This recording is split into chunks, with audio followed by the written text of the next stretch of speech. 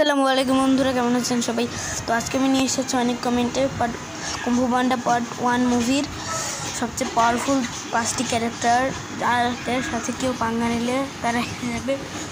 এবং সাথে আজকে আমি তোমাদের কথা বলবো। তো শুরু করা যাক আজকের ভিডিও। নাম্বার 5, টাইগার্স হচ্ছে একটি ফিমেল টাইগার, যে ছোটোবেলা থেকে মাস্টার শিফুর কাছ থেকে ট্রেনিং নিয়েছে। এবং টাইগ্রেস হচ্ছে মাস্টার শিফুর সাথে পুরনো এবং অসাধারণ একটি ছাত্র। পো প্রথম দিকে টাইগ্রেসের সাথে পারত না। টাইগ্রেস এতটাই শক্তিশালী যে সে চাইলে, সে যদি পো না আসলে সেই হয়তো ড্রাগন ওয়ারিয়ার হতো। টাইগ্রেস একদম ছোটোকাল থেকে ট্রেনিং নিয়েছে, তবে শিফু কাছ থেকে সে সঠিক ভালোবাসাটা পায়নি। এটা আমরা জানবো এর পরেরটাই। আর শিফু সেই দিনের টাইলংয়ের সাথে লড়াইয়ের জন্য সেই দিনের পর থেকে কাউকে ভালোবাসেনি। এবং এইভাবেই টাইগার্স এর জীবন কাহিনী গিয়েছে বন্ধুরা। নাম্বার 4, শিফু হচ্ছে একটি রাকুন, যে কিনা অনেক ভালো একজন মাস্টার অফ কুম্ফুতে শিফু অনেক ভালো। টাইলংকে সে সর্বপ্রথম ট্রেনিং দেয় এবং টাইগার্সকেও সে ট্রেনিং দিয়েছিল। যদিও টাইলং তাকে যখন ধোকা দেয়, তখন থেকে মাস্টার শিফু টাইগ্রেসকেও ঠিক করে ট্রেনিং দেয়নি এবং যত্ন নেয়নি।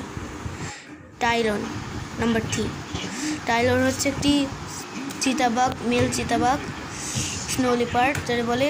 এটি অনেক ভয়ঙ্কর, এমনকি এটি সবচেয়ে পুরনো ছাত্র মাস্টার শিফুর কাছে একদমই ছোটোবেলা থেকে জন্মের থেকেই ট্রেনিং নিয়েছে।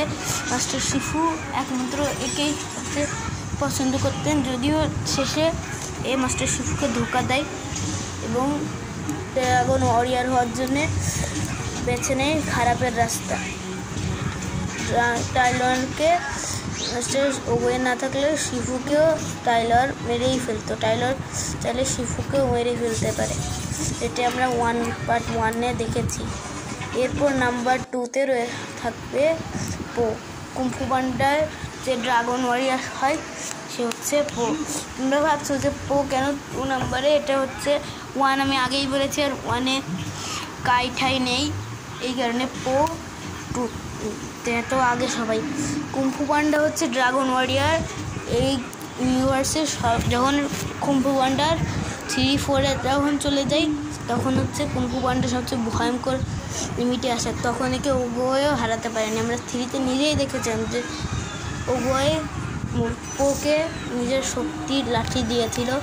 এখান থেকে আমরা বুঝতে পারি যে পো অনেক শক্তিশালী। পো একমাত্র যে কিনা উভয়ের পর এই ড্রাগনের এই বইটিকে আনতো, এমনকি টাইলরকেও সে হারিয়েছে। এরপরে আমরা যাকে দেখতে পাই সে সবচেয়ে বেশি পাওয়ারফুল। তাকে দেখার আগে একটি ছোট অ্যাড আসতে পারে, আপনারা কিছু মনে করবেন না। অ্যাড আসলে ও হান্টিং স্কিল থেকে টাইলরের থেকেও অনেক আগে গিয়ে আমরা দেখতে পাচ্ছি যে ও টাইলরকেও নাস্তানুবুদ করে দিয়েছে। এবং টাইলরের সমস্ত হামলাই ও চাইলে কনফার্ম করতে পারে। ওর সম্পূর্ণ পাওয়ার দিয়ে যদি টাইলংয়ের সাথে লড়াই করে, সে টাইলং হেরে যাবে। নাম্বার 1 হয়েছে ওগোয়ে হচ্ছে কুম্ফু পান্ডা ইউনিভার্সের দ্বিতীয় এবং 1 ইউনিভার্সের প্রথম সবচেয়ে পাওয়ারফুল ক্যারেক্টার। এটি আমরা সর্বপ্রথম মাস্টারকে দেখেছিলাম। ইনি শিফুরও মাস্টার, যে কিনা কুম্ফু পান্ডাকে ট্রেনিং দিয়েছে। এমনকি মাস্টার ওগোয়ে শুধুমাত্র এমন একজন যে কিনা কুম্ফু পান্ডা ওয়ারিয়ার ব্যাচে ছিল। ও এই পান্ডারে মানে পোকে ড্রাগন ওয়ারিয়ার বানিয়েছিল। যেহেতু পোকে ড্রাগন ওয়ারিয়ার বানিয়েছিল, সেই তো আমরা বুঝতে পারছি জ্ঞান কত বেশি এবং এর পাওয়ার কত। তো আজকের মতো এই পর্যন্তই। আসসালামু আলাইকুম।